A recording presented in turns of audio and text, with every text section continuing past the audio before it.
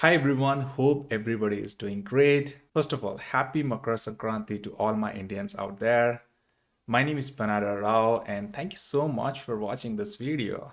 Today I brought this brilliant game played between Garry Kasparov from the above picture you can see and Abram Reisman.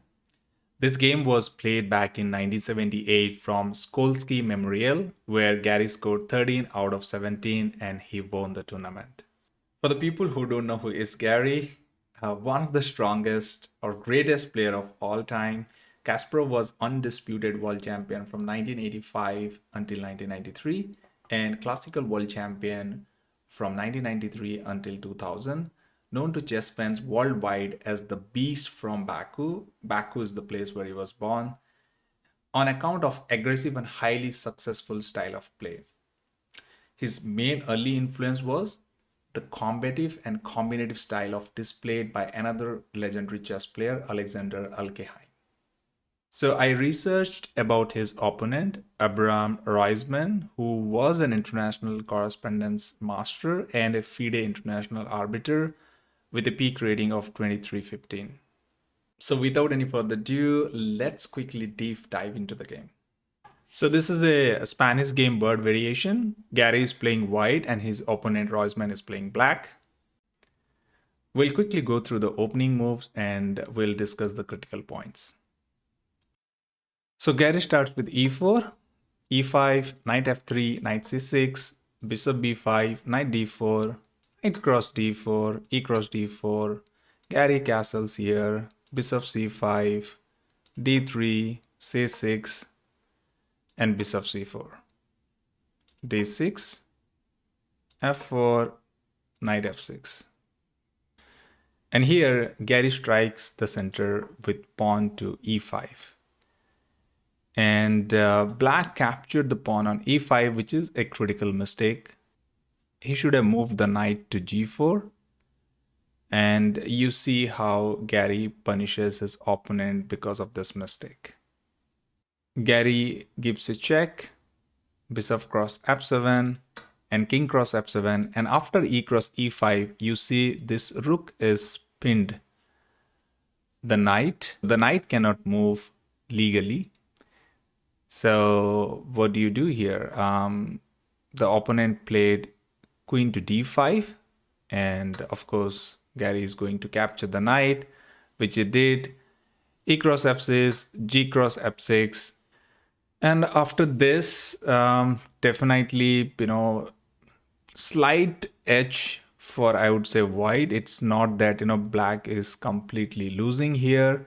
Let's quickly run through the, other move that has been played in this game. Knight to d2, rook g8, knight e4, bishop e7, bishop f4, rook g6, queen e2, bishop g4, attacking the queen. Queen stepped away, rag8, lining the two rooks to, attacking, putting the pressure, not immediately attacking on the g2. Garry brought his other rook into action, rook rae1, h5, and bishop g5. So rook cannot take the bishop, guys.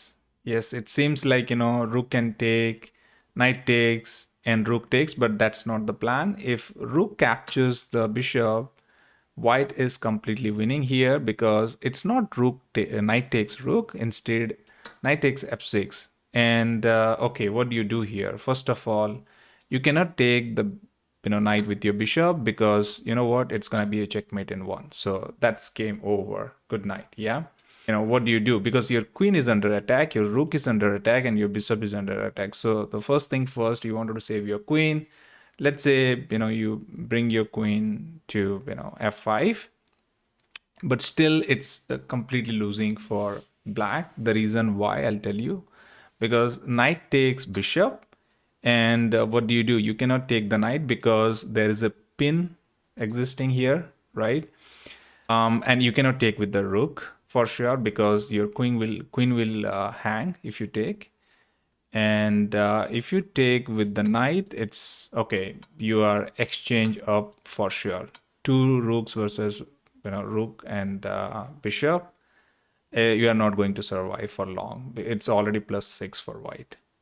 Okay, so Roisman decided to play queen to d8, and Garry responded with queen f4, bishop e6, h4, strengthen the bishop, bishop d5, g4. And you see, guys, Garry doesn't fear anyone to say. Two rooks are under the same file, G file, and he opened this G4 pawn. This is brilliant game by Garry.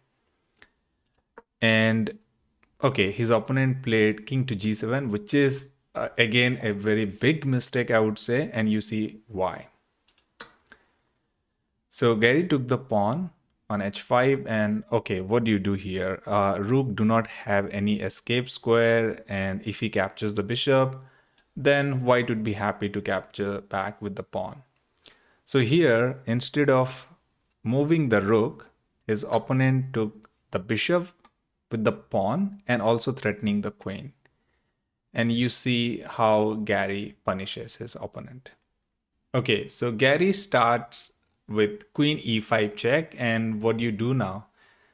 If you defend with the bishop, thinking that, okay, you have, let's say queen is defending, rook is defending, and the king is defending. And how many attackers are there? 1, 2, and 3. So you may think, okay, this is equal and white cannot capture.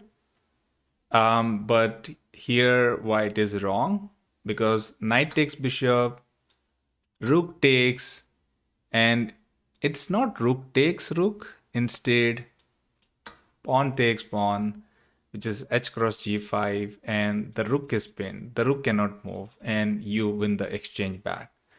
So in the game, after queen e5 check, king h6 was played, h cross g6, why not to take the rook, of course. And after g cross h4, Garry played rook f5, king cross j6, and after king h2, here black resigned because all kinds of threats are coming. Its computer line is giving that, force checkmate in 9. So there is no escape for black guys. So hence, black resigned here. Hope you guys liked this analysis. If so, please give a thumbs up. And also, if you're new to this channel, please do subscribe.